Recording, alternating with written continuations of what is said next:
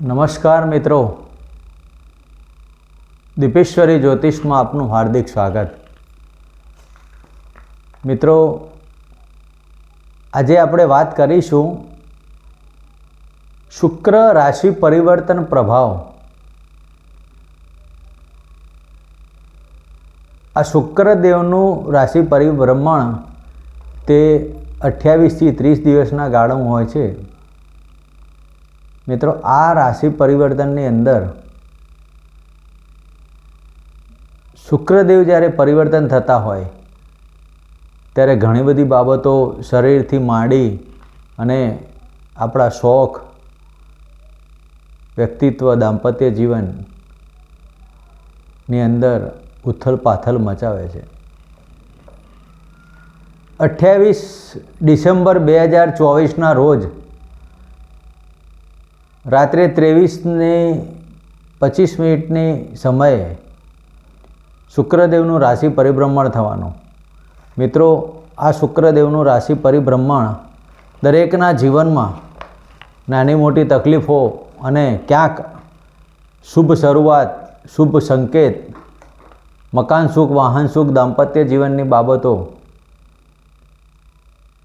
આવા પ્રશ્નોને લઈને આપણે આ રાશિ પરિભ્રમણ પ્રભાવમાં કયા જાતકને મેષ રાશિથી માંડી અને મીન રાશિ સુધીના જાતકોને કેવા કેવા પ્રકારના ફળ આપશે, કોને તકલીફ કરશે, કોને લાભ કરશે, કોને મોટો ધનલાભ થશે અને કોને મોટું નુકસાન થશે। મિત્રો, શુક્ર એ શોખ, ખાવું પીવું, હરવું ફરવું, દાંપત્ય જીવન, મોજ શોખ, કોસ્મેટિક વસ્તુઓ, ખાણીપીણી, ભોગ વિલાસ, પ્રેમ, વિવાહ, આ બધી બાબતોમાં શુક્રદેવનું પ્રભુત્વ વધારે જોવા મળે છે। મિત્રો, શુક્રદેવ જ્યારે શનિદેવમાં ની રાશિમાં પરિભ્રમણ કરશે, અત્યારે હાલ પણ શનિદેવની મકર રાશિમાં જ પરિભ્રમણ કરે છે, પણ હવે કુંભ રાશિમાં જ્યારે શુક્રદેવનું પરિભ્રમણ થશે એટલે કે ભાવ બદલાશે, તો આ ભાવની અંદર શું ફળ મળશે તેની આપણે ચર્ચા કરીશું। મિત્રો, આ શુક્રદેવનું રાશિ પરિભ્રમણ પ્રભાવ આપણે દરેકના નામ રાશિ અને જન્મ રાશિના ચંદ્ર ઉપરથી દરેકે મારા વાલા જાતકોને આ રાશિ પરિભ્રમણનું ખ્યાલ રાખવો। જેનું નામ રાશિ ના હોય તેને નામ ઉચ્ચારણ, જે નામથી ઉચ્ચારણ થતું હોય તે રાશિ ઉપર પણ આપણે આની ચર્ચા અને આનું જે પણ પ્રભાવ હોય તે આપણે જોઈ શકાય। મિત્રો, દાખલા તરીકે એક વ્યક્તિનું નામ કોઈ અમૃતભાઈ કહીને બોલાવતું હોય પણ એનું જન્મ રાશિ વૃષભ રાશિમાં આવતી હોય તો આવા જાતકોએ વૃષભ રાશિનું જ ફળકથન જોવું અને આ ફળકથનના આધારે આપના આ સમયગાળામાં કેવા પ્રકારના ફેરફારો થશે તેની આપણે ચર્ચા કરીશું। મિત્રો, આજે આપણે વાત કરીશું મેષ રાશિથી માંડીને મીન રાશિના જાતકોને કેવા કાર્યો કરવા, કેવા ન કરવા, કેવો મોટો ફાયદો અને કેવું મોટું નુકસાન તેની આપણે ચર્ચા કરીશું। મિત્રો, વાત કરીએ મેષ રાશિની, તો મેષ રાશિના જાતકોને એકાદશ ભાવમાં શુક્રદેવનું રાશિ પરિભ્રમણ। મિત્રો, મેષ રાશિના જાતકોને અતિ સુખદાયી ધનેશ એટલે ધનસ્થાનના માલિક શુક્ર અને સપ્તમ સ્થાન એટલે પતિ પત્નીના માલિક શુક્ર, બંને ભાવના શુક્રદેવ જ્યારે એકાદશ ભાવમાં પરિભ્રમણ કરતા હોય ત્યારે ધંધાકીય લાભ થાય, પત્નીથી લાભ થાય, કુટુંબની અંદર કંઈક સારા કોઈ કાર્યો થાય, સામાજિક કાર્યો, ધાર્મિક કાર્યો, નાના પ્રવાસોની બાબતો પણ આમાં કહી શકાય। જે જાતકોને પાર્ટનરશિપના ધંધા ચાલતા હોય એવા જાતકોએ આ ધંધામાં ડેવલપમેન્ટ થાય અને આવા ધંધામાં આગળ પડતી બાબતો બને। જે સ્ત્રી શૃંગારની બાબતો હોય, જેમાં કપડાની બાબતો લેડીઝના આવે કે લેડીઝના કટલેરીની બાબતો આવે, આવા ધંધામાં મેષ રાશિના જાતકો જો કરતા હોય તો ડેવલપમેન્ટ ઘણું વધી જાય છે. ઘણા ટાઈમથી નાણાકીય તકલીફો વેઠતા હોય તો આ સમયગાળામાં નાણાંના ધંધાકીય લાભ મળે છે અને આકસ્મિક ધનલાભના યોગ પણ બને છે. મિત્રો, માત્ર આપણે સાચવવાનું કે કોઈ પણ વિજાતીય પાત્ર સાથેના સંબંધોમાં થોડીક મન ઉપર કંટ્રોલ રાખી અને કાર્યો કરવા, નહીં તો કારણ વગર નહીં પ્રશ્ન આવીને ઊભો રહે અને આ સમયમાં વિજાતીય પાત્રથી તમારા દાંપત્ય જીવનમાં વિખવાદ ઊભો ન થાય તેની માત્ર ને માત્ર કાળજી રાખવી. આ સમયગાળા દરમિયાન મેષ રાશિના જાતકોએ દુર્ગા માતાના મંદિરમાં જઈ એક ગુલાબનું પુષ્પ લઈ શુક્રવારના દિવસે સંધ્યા ટાઈમે એ ગુલાબનું પુષ્પ અંબે માના મંદિર કે નજીકમાં દુર્ગા માનું કે મહાકાલી માતાનું કોઈ મંદિર હોય ત્યાં જઈને આ ગુલાબનું પુષ્પ અર્પણ કરવું અને હોમ દુમ દુર્ગાય નમઃ 11 વખત બોલી અને ઘરે પાછું આવવું. આ કરવાથી તમારા જીવનમાં સુખ શાંતિ અને સમૃદ્ધિ થાય છે. મિત્રો, વાત કરીએ વૃષભ રાશિની. વૃષભ રાશિના જાતકોને દસમ સ્થાને પરિભ્રમણ કરતા શુક્રદેવ, જે જાતકો રાજકીય ક્ષેત્રે જોડાયેલા હોય, જે જાતકોને નોકરીની અંદર કોઈક નાની મોટી બાબતો ચાલતી હોય તો આ સમયગાળાની અંદર નોકરીની પણ ઉન્નતિ થાય છે અને પોતાના ધારેલા કાર્યો ખૂબ થાય છે. જે જાતકોને કોઈ ઘણા ટાઈમથી લોન પેપર પડેલા હોય, સરકારી લોન કે પ્રાઇવેટ લોન, તો તે આવા સમયમાં આ લોનનું કાર્ય આગળ વધી અને લાભ મળવાની બાબતો બને છે. માનસિક સ્થિતિ તમારી ખર્ચમાં વધારો થવાનો, કારણ કે જ્યારે લગ્નના માલિક કર્મસ્થાને આવતા હોય તો માણસને હરવા ફરવું, ખાવું પીવુંની બાબતોમાં થોડાક ખર્ચાની બાબતો બને. પણ છઠ્ઠા સ્થાનના માલિક જ્યારે દસમ સ્થાને પરિભ્રમણ કરતા હોય લગ્નના માલિક થઈને, તો શુક્રદેવ રાજકીય ક્ષેત્રે તમારું કંઈક બહુમાન થાય, પિતા તરફથી કંઈક સારા સમાચાર મળે, મકાન સુખ વાહન સુખની બાબતોમાં કંઈક ઉન્નતિ મળે, માતા તરફથી કંઈક સારા સમાચાર હોય, માતાના મેડિકલ પ્રશ્નો હોય તો આ સમયગાળામાં તમારા માતાની તબિયતમાં સુધારો થાય અને આ સમય દરમિયાન આપણા આ શુક્રદેવનું રાશિ પર પણ આપણા માટે શુભ ફળદાયી પ્રાપ્ત થાય. તેના માટે આપની કુળદેવીનો મંત્ર ઓમ કુલદેવતા ભ્યો નમઃના રોજ એક માળાનો મંત્ર કરવો અને દરરોજ સવારે તુલસીના ક્યારામાં જળ અર્પણ કરવું. મિત્રો, વાત કરીએ મિથુન રાશિની. મિથુન રાશિના જાતકોને ભાગ્યસ્થાને પરિભ્રમણ કરતા શુક્રદેવ. મિત્રો, આ શુક્રદેવ આપની કુંડલીમાં 12મા સ્થાનના માલિક અને 5મ સ્થાનના માલિક થઈને જ્યારે જતા હોય, આવા જાતકોએ શેર સટ્ટા લોટરીમાં ધ્યાન રાખવું, કારણ વગરના કોઈ મોટા તકલીફો પડે તેવું કાર્ય ન કરવું, વિજાતીય પાત્ર સાથેના સંબંધોમાં સાચવવું, ધાર્મિક કાર્યો પાછળ ખર્ચ થાય, પિતા તરફથી તમને નાણાંનો લાભ થાય. એક્સપોર્ટ ઇમ્પોર્ટના જે જાતકો ધંધા કરતા હોય તેવા જાતકો આ સમયગાળામાં કંઈક મોટો લાભ મળવાની બાબતો થાય, પણ સાથે સાથે નાણાકીય જોગવાઈ અને સંતાન તરફથી તમને થોડી તકલીફ ઊભી ના થાય તેની કાળજી લેવી. તો આ સમય દરમિયાન તમારે ઓમ નમઃ ભગવતે વાસુદેવના મંત્ર કરવા, સાથે સાથે ઓમ કુલદેવતા ભ્યો નમઃના મંત્રની એક માળા પણ કરવી અને દર શુક્રવારના દિવસે સિઝનેબલ ફ્રૂટ લાવી અને નાના બાળકોને વહેંચી દેવા. મિત્રો, વાત કરીએ કર્ક રાશિની. તો કર્ક રાશિના જાતકોને અષ્ટમ સ્થાને શુક્રદેવનું પરિભ્રમણ. મિત્રો, કર્ક રાશિના જાતકોએ આ સમય દરમિયાન થોડીક સાવચેતી લેવાની જરૂરિયાત ઊભી થાય કે જે જાતકોને ડાયાબિટીસ કે થાઇરોઇડ જેવી બાબતો ચાલતી હોય તો આ સમય દરમિયાન તમારા ફેમિલી ડૉક્ટરની સલાહ પ્રમાણે મેડિકલ ચેકઅપ કરાવવું અને થાઇરોઇડ, ડાયાબિટીસ જેવા રોગોની અંદર કે જે જાતકોને યુરેનની અંદર કે ગર્ભાશયમાં કોઈ સ્ટોનની બાબતો હોય, પથરીની, તેમાં પણ તમારે કાળજી નથી, કારણ વગરનું તમારે આમાં નાના મોટા ઓપરેશનની બાબતો પણ ઊભી થાય. તો કર્ક રાશિના જાતકોએ આ સાવચેતી લેવી. કૌટુંબિક પ્રશ્નો ઊભા ના થાય તેના માટે પણ આ મહિનામાં કોઈ પણ કાર્યો વિચાર્યા વગર કરવા નહીં. કુટુંબની અંદર વાદ વિવાદમાં પણ ન પડવું. સાથે સાથે લાભની બાબતો મળવાની શક્યતા થાય, પણ મકાન સુખ વાહન સુખથી તમને આ સમય દરમિયાન કંઈક નુકસાનની બાબતો જોવા મળે છે. તો આ સમય દરમિયાન તમારે શનિદેવની આરાધના કરવી અને ગણપતિની આરાધના કરવી, સાથે તમારા કુળદેવીની ઈષ્ટદેવીની માળા કરવી. મિત્રો, વાત કરીએ સિંહ રાશિની. સિંહ રાશિના જાતકોને સપ્તમ સ્થાને પરિભ્રમણ કરતા શુક્રદેવ.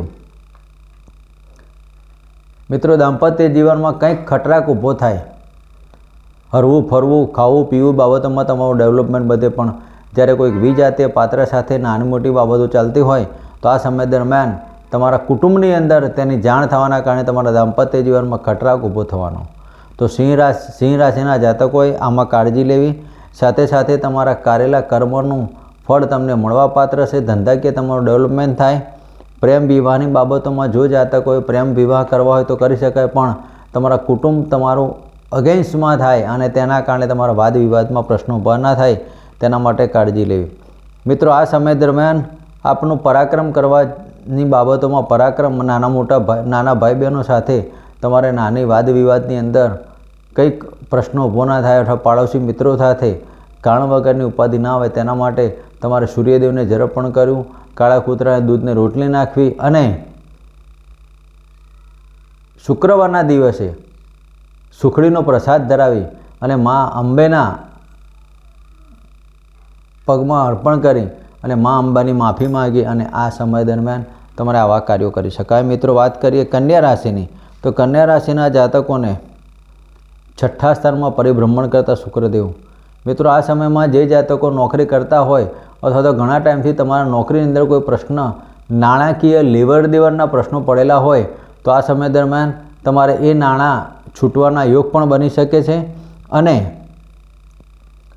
કુટુંબની અંદર કોઈક નાના બાળકનું આગમન થવાની બાબતો બને, કોઈકનું શક પણ થાય, ધાર્મિક કાર્યો પાછળ તમારો ખર્ચ થાય, લોન તમારી ઘણા ટાઈમથી મૂકેલી હોય તો લોન મળવાપાત્ર થાય, મકાન સુખ વાહન સુખ પાછળ તમારા ખર્ચા થવાના.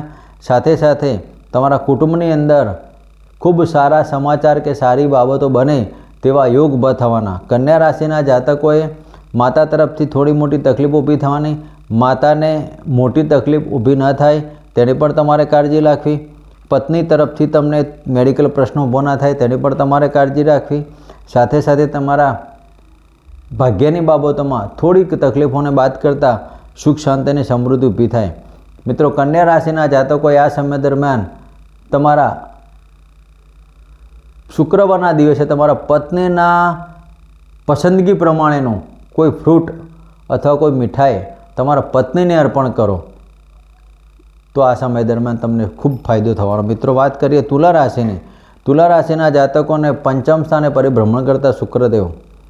મિત્રો, 8મ સ્થાનના માલિકને લગ્નના માલિક થઈને 5મ સ્થાને પરિભ્રમણ કરતા હોય તો આ સમય દરમિયાન તમારા વ્હીલ વારસો પ્રોપર્ટીને લગતા લાભ મળી શકે છે.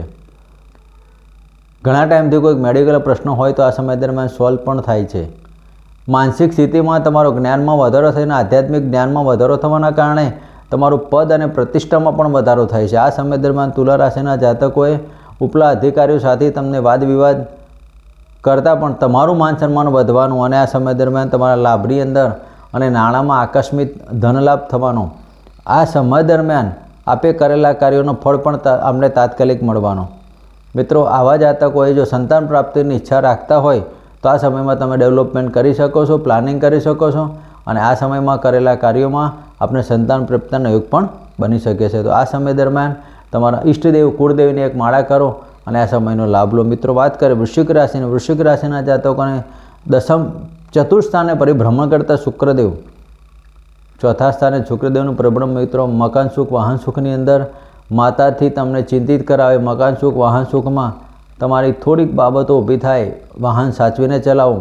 હૃદયમાં લાગણી થાય તેવા બાબતો પણ ઊભી થાય અને ક્યાંક તમારું મોરલ ડાઉન થાય. પણ આ સમય દરમિયાન તમારા પત્નીનો સાથ ને સહકાર આપના જીવનમાં ઉન્નતિ લાવે. ખર્ચ ઉપર કંટ્રોલ રાખવો, કારણ વગરના ખોટા ખર્ચા ન કરવા. જે જાતકો શેર સટ્ટા લોટરીમાં પડેલા હોય તેવા જાતકોએ ખોટા નાણાંનો વ્યય ન કરવો અને બહારના કોઈ પણ ખર્ચા અથવા બહારના રિલેશનમાં પણ તમારે કાળજી રાખવી. તમારું માન સન્માન ગુમાવવું ન હોય અને વિજાતીય પાત્ર સાથે તમારો કોઈ મેડિકલ પ્રશ્ન ઊભો ના કરવો હોય તો આ સમય દરમિયાન તમારે કાળજી લેવી. મિત્રો, તમારા કુળદેવીને એક માળા કરો અને શિવજીને એક માળા કરી અને આરાધના કરો. ઓમ નમઃ શિવાયના મંત્ર સાથે આ 1 મહિનાનો ગાળો શાંતિપૂર્વક પસાર કરો. મિત્રો, વાત કરીએ ધનરાશિની. તો ધનરાશિના જાતકોને 3ય સ્થાનમાં પરિભ્રમણ કરતા શુક્રદેવ. મિત્રો, 3જા ભાવમાં પરિભ્રમણ કરતા શુક્રદેવ આપને નાની મોટી મુસાફરીમાં ધનલાભ કરાવડાવે. આકસ્મિક ધનલાભના યોગ, મોટા ભાઈ બહેનો સાથે ઘણા ટાઈમથી ચાલતા વાદ વિવાદમાં પણ શુભ ફળદાયી પ્રાપ્ત થાય. જે જાતકો પ્રેમ સંબંધને લગ્ન જીવનમાં તબદીલ કરવા માગતા હોય તો આ સમયમાં કરી શકાય. પણ કોઈપણ કાર્ય કરતાં પહેલાં તમારા ઘરમાં વડીલની સલાહ પ્રમાણે ચાલવું, નહીં તો કારણ વગરની ઉપાધિ આવે અને તમારા કરેલા કાર્યોમાં તમને પસ્તાવો ન થાય તેની પણ કાળજી લેવી. ધનરાશિના જાતકોએ, જે જાતકો બિઝનેસ લેવલમાં કામ કરતા હોય, ધંધાની અંદર, જેને મોટી મોટી કાપડની કે એવી કોઈ મોટી ફેક્ટરી હોય તેની અંદર મોટા લાભ થવાની વાત છે. એક્સપોર્ટ ઇમ્પોર્ટના ધંધાની અંદર તમારે ઘણો લાભ થવાની બાબત હોય તો ધનરાશિના જાતકોએ આકસ્મિક ધન લાભ, જે જાતકો કમિશન, દલાલી, જમીનને લગતા ધંધા કરતા હોય તેમાં પણ લાભ થાય. મકાન વેચવાની અંદર પણ લાભ થાય. વાહન વેચવાની અંદર પણ લાભ થાય. પણ ક્યાંક તમે કોઈકનો આત્મા બાળીને જો ધંધો કર્યો તો સમજવું કે તમારી શાળા સાથેની પનોતીનો તબક્કો વળી પાછો ન આવે, તેના માટે તમારે કાળજી લઈ. મિત્રો, વાત કરીએ મકર રાશિની. મકર રાશિના જાતકોને ધનસ્થાને પરિભ્રમણ કરતા શુક્રદેવ. મિત્રો, કુટુંબ સ્થાને જ્યારે શુક્રદેવનું પરિભ્રમણ થતું હોય અને પંચમ સ્થાનના માલિક ને દસમ સ્થાનના માલિક થઈને શુક્રદેવ જ્યારે આવતા હોય, આવા જાતકોએ શેર સટ્ટા લોટરીમાં લાભ થાય. જે જાતકો ઘણા ટાઈમથી શેરમાં નાણાં રોક્યા હોય તો આ સમય દરમિયાન તેમને લાભ થવાની બાબતો કરી શકાય. પિતા તરફથી તમને સલાહ સૂચન મળે, પિતાના કહેવા પ્રમાણે તમે કાર્યો કરો તો મોટા ધનલાભની બાબતો બની શકે છે. કુટુંબની અંદર નાના બાળકનું આગમન થાય તેવા યોગ પણ બની શકે છે. આ સમય દરમિયાન તમારા કુટુંબની અંદર કોઈકનું એન્ગેજમેન્ટ થાય અને એન્ગેજમેન્ટ થવાના કારણે તમારા કુટુંબમાં એક વ્યક્તિનો વધારો પણ થવાના યોગ બની શકે છે.